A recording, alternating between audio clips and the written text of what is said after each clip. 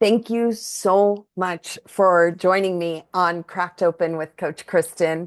I am so grateful to have my guest Lauren McAdams with me today because we have both been on a journey for the past year, and we have both been studying Rapid Transformational Therapy, which is called RTT for short.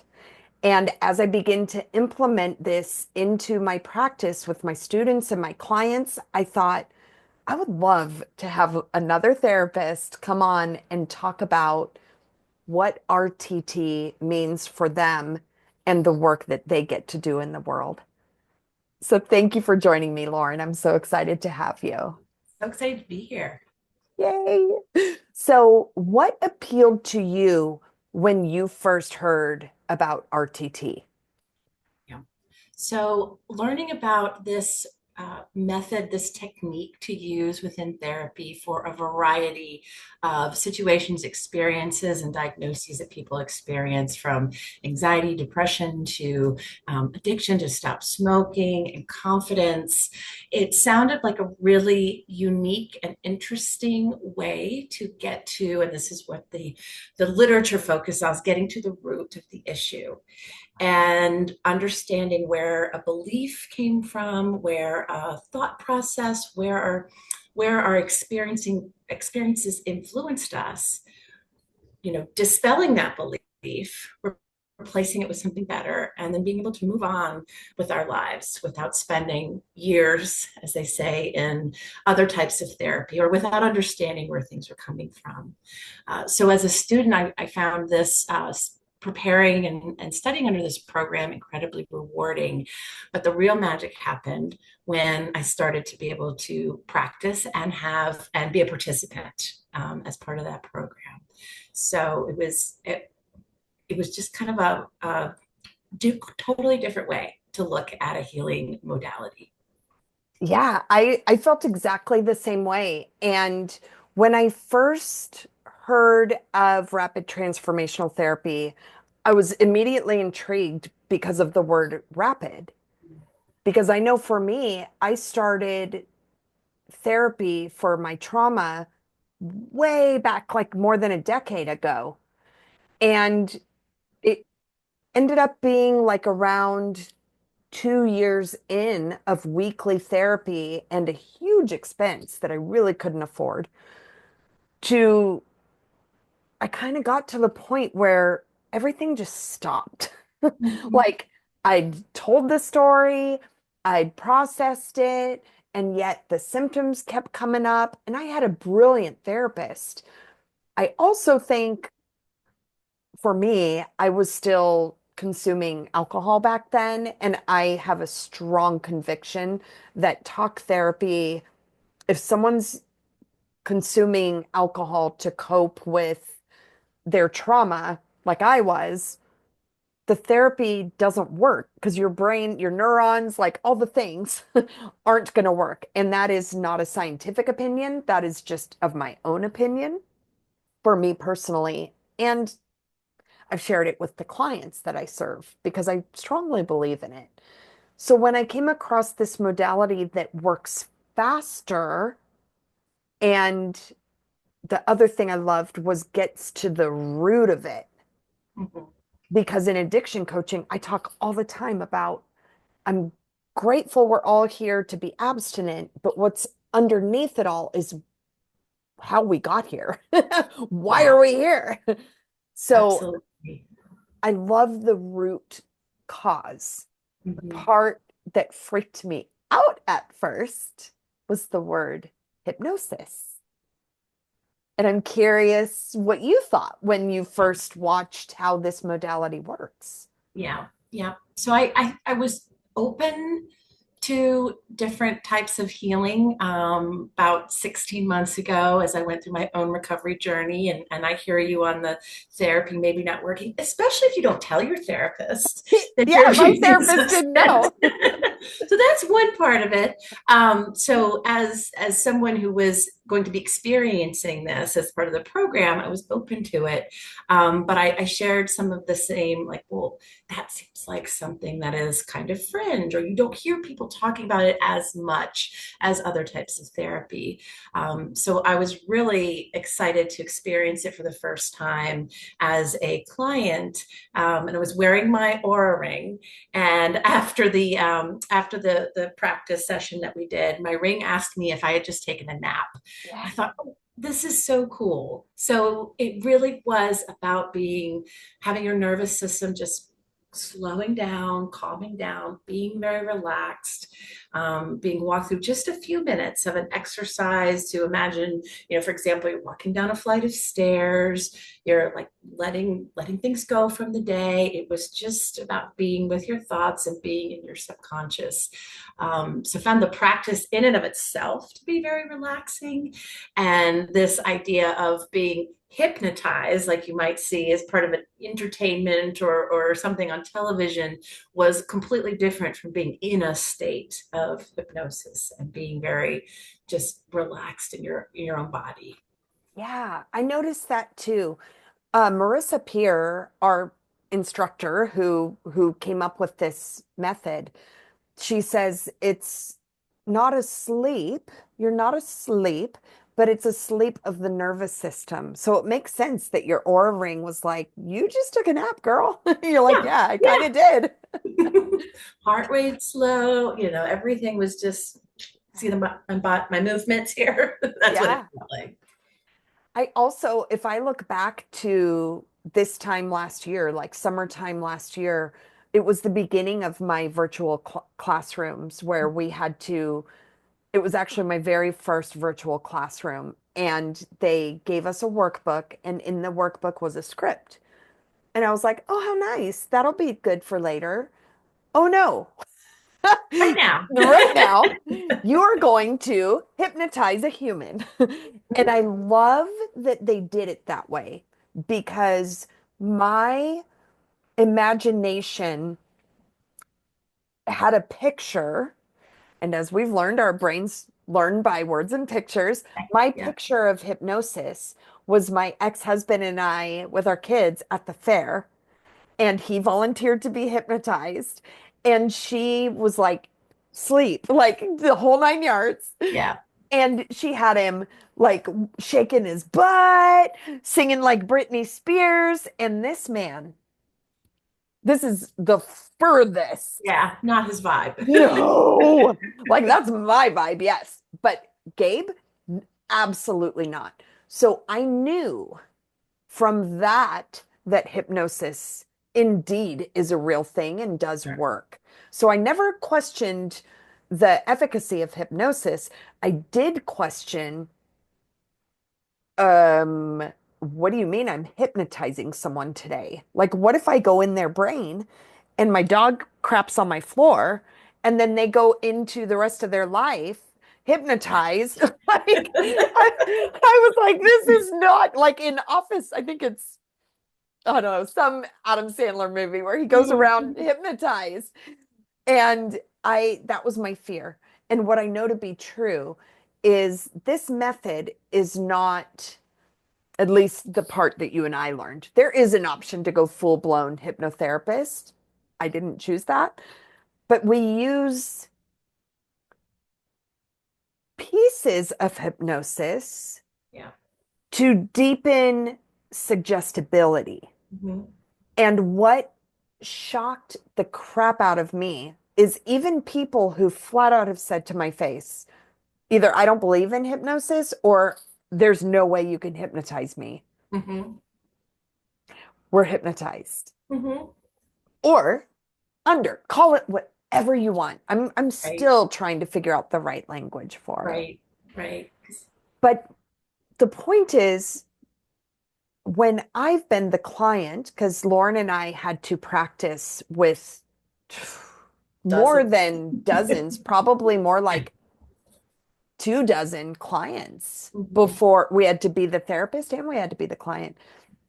And my brain came up with things that I've not thought about in 30 years. And because this method is a fly above method, it wasn't like I was scared in the moment. Yeah. I don't know if I'm even describing this properly, but what I'm getting at is it was one of the least triggery, Mhm. softest explorations of subconscious I've ever experienced. Yeah. EMDR was triggery. Clearly, immersion therapy was extremely triggery, meant to be. Um, Talk therapy often was also triggery. So this fly above method is so powerful Mhm. because you get to have a dialogue with the big brother, maybe, that was cruel to you when you were little. Right. You get to have a dialogue with the swim teacher who said, "You'll never be a good swimmer." Mhm. And you get to use your little girl voice. Yeah.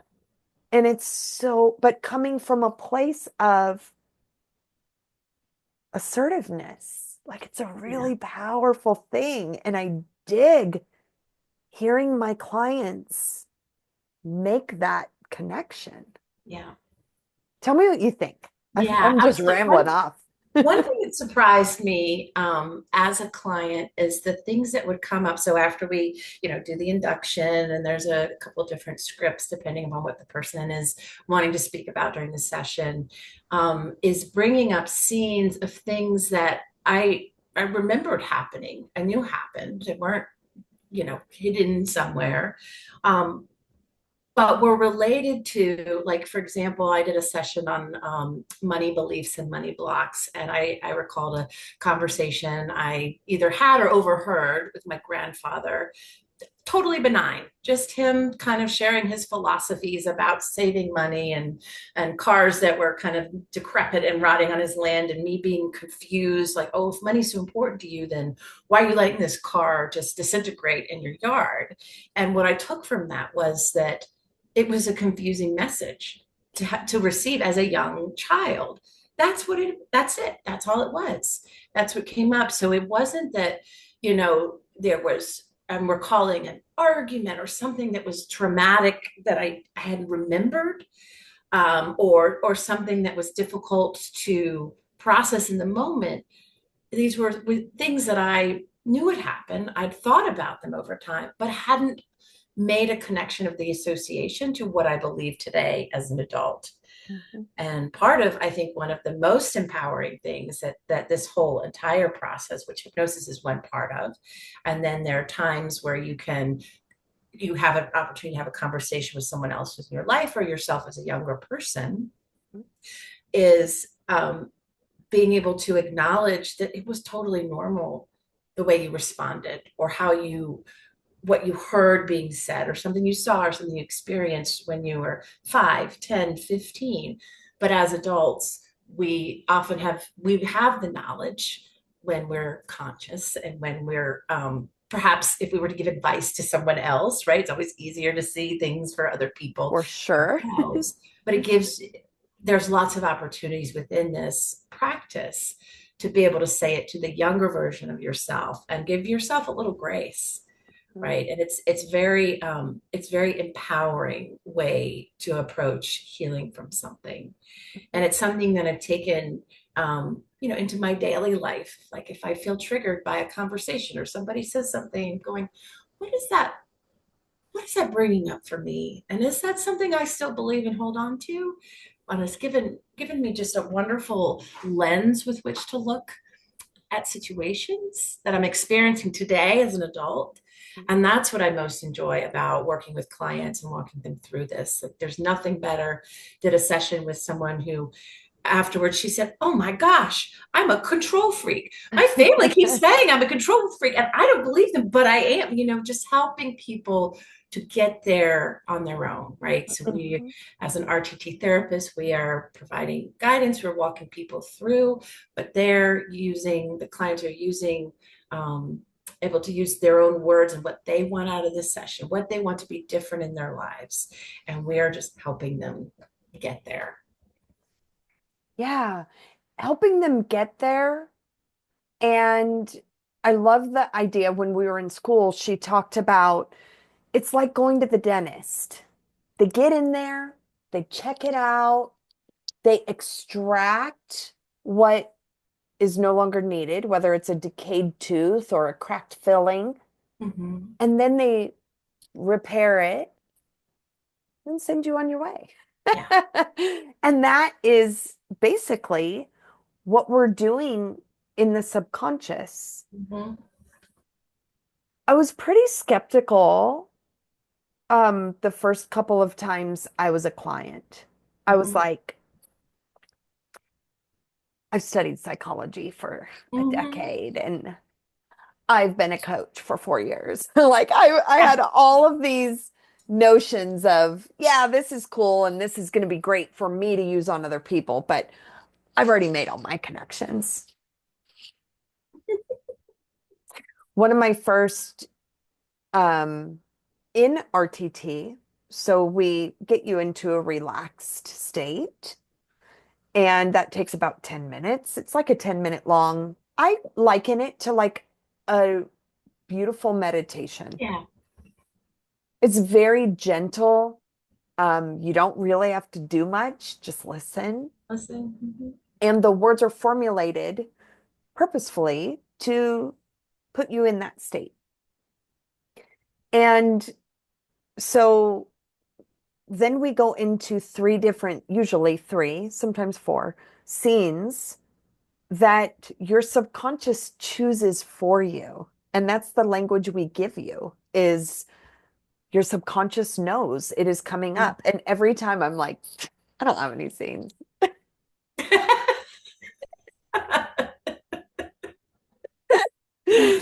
And I always do. And one Hmm. of the most powerful scenes for me that has come up 3 times now was me being a little girl, like 3 or 4, in my grandma's backyard.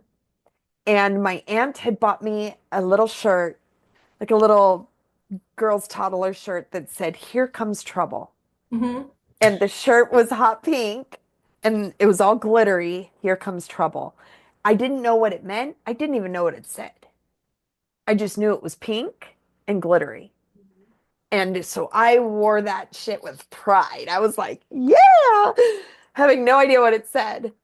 And then I came up to the deck where my aunt and my mom and grandma were, and they were like, "Isn't that the perfect shirt for Miss Needs Attention all the time? Isn't that the perfect shirt for Kristin? Oh my God, she's always got to be a center of attention, never stops." And that's to no fault of my aunt or mom. I just want to put that out there. But that is where I formed an opinion of I better tamper myself down. Hmm. And at 48 years old, I have continued to hold that opinion. Yeah. And now that that scene has come up 3 times and I've worked through it and made connections 3 different times, Yeah. something in me has shifted. So I don't believe that the process is a one and done. Right. I believe you have to do all of the steps, Hmm. and they're very simple. Yeah. Have your sessions, listen to your recording for at least 21 days. Yeah. And I would like to add on to that also journal or bullet journal, or even leave some notes in your phone. You know what? Today I feel a little less too much. Hmm. Or in my case, today I'm embracing my too muchness. I love that I can command a crowd. I think that's a good quality. Absolutely. Yeah. So And I'm you found a great curious. outlet for it. Yeah. Yeah. So I'm curious to you, was there a session or a scene that cracked you open and you were like, you know what? Hell yeah. Yeah, there's a scene. I did dance for about 10 years when I was younger, and I didn't really love it. But we were at a recital, and someone made a comment about the owner of the dance studio on stage, and she was in a larger body. The other dancers were had dancer bodies, what you would expect. And someone around me said, "Well, she shouldn't be up there on stage dancing." Mm. And it has, I remember it. I've thought about it over the years, but I didn't realize how much I held on to that comment that people need to look a certain way to be on stage in front of others, that it wasn't enough that you can clearly this dance studio owner was passionate about what she did because she dedicated her whole career to it, that it isn't enough that you love something and are passionate about it to make it your career. And as you know, I was probably 10 or 11 when I heard that, and the meaning at the time probably had more to do with appearance. But as an adult, I'd held on to that belief about looking a certain way, or showing up, or being what is expected of something, whatever you're trying to do. And that scene for me came up. It's probably come up 3 or 4 times because I've had the luxury of being able to do many of these sessions, and it's what I really like about this process is that the emphasis is on rewiring the belief that I have, not focusing on the person who said it and how they shouldn't have said it. And they are this type of person if they say things like that. And we don't allow people like that in our life. We're going to cut them off into, because we've been there, we've done that. That doesn't work. That's right. But That's it, right. it I can take the power in my own healing to say it was totally normal for me as a 10-year-old to have a reaction to this, to hold on to this belief. But I'm older now, and I'm studied more, and I know more, and I have different beliefs about what makes a person valuable, and I don't have to hold on to something I heard 30 years ago. Yeah. That's helped me a lot in lots of different areas. Yeah. I love that. And I love that we can go back and just, like you said, the simplicity of just changing even a couple of words. Mm-hmm. Whereas traditional therapy, not knocking, y'all know Oh, how much I support place, traditional yes. therapy. Traditional therapy, we're talking internal, yes, and external. Creating boundaries, teaching Mhm. people how to treat you, and there's a time and place for all of that. And there is also a modality that maybe you've, like you mentioned, maybe you've been there, done that, Mhm. you tried that, and yet something is still sticking, or Yeah. that decayed tooth is still freaking bugging you, even though you already went to the dentist. That's how I look at Right. it. Oh, Like yeah. that, yeah, like that I'm too muchness stuck with me through all of my therapy, all of my recovery, all of my everything I've done over the last 10 years. And it was this process that finally shook it out. Mhm. So one could argue, well, that's also because you do yoga, and that's also because you practice spirituality and blah, blah, blah. Maybe, maybe not. Yeah. I just know that it's not afflicting me like it was a month ago. Mhm. And the only thing that has changed between now and a month ago is these handful of sessions Yeah. working on that old belief. Yeah. So I know that it works. I also know that it's a commitment. Is a commitment.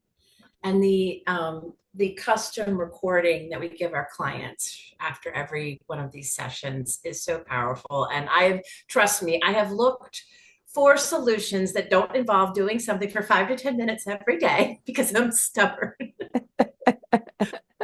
What? You 2 minutes. Don't talk to me about journaling, about yoga. Like, I will get there eventually, but you know, so much evidence and support out there that for making real lasting change in our lives, small incremental changes over time is the way to go. And so having something to listen to, so the therapist would provide a recording about eight to 10 minutes, all based off what the client said they wanted, what the client said their life would be like without this problem that they're going through, which I think is so powerful. So powerful. And so being able to listen to it, I've been recommended and recommended to others to, you know, transcribe it, to print it out, to write it down, re-record it in your own voice, whatever it takes to work for you for these new beliefs of what life will be like without this issue, without these thoughts, without these insecurities, without this dependence on any sort of a nicotine product, which we know people just struggle with so much now. Hmm. Um, and building that into, like, I personally like to listen to mine in the evenings before I fall asleep. If I forget, I just do it in the morning as I'm trying to wake up. Yeah. That's the And beauty of it, is it's not, it can be like I can create it to be sleep specific. It doesn't have to be though. It can be just a very, you can listen to when you're driving to work. I mean, keep your eyes open, but you right, can listen to at your desk. You can listen to on your lunch break. It's not, relax and fall asleep specific. It's repetition in your brain right. specific. Ideally, yes, laying down with your eyes closed. Yes, please. We don't always have 10 minutes to lay down Yeah, with our eyes closed during the day. yeah. So the beauty of it is your brain is still absorbing it no matter what. Mhm. I'm excited to be on this journey with you.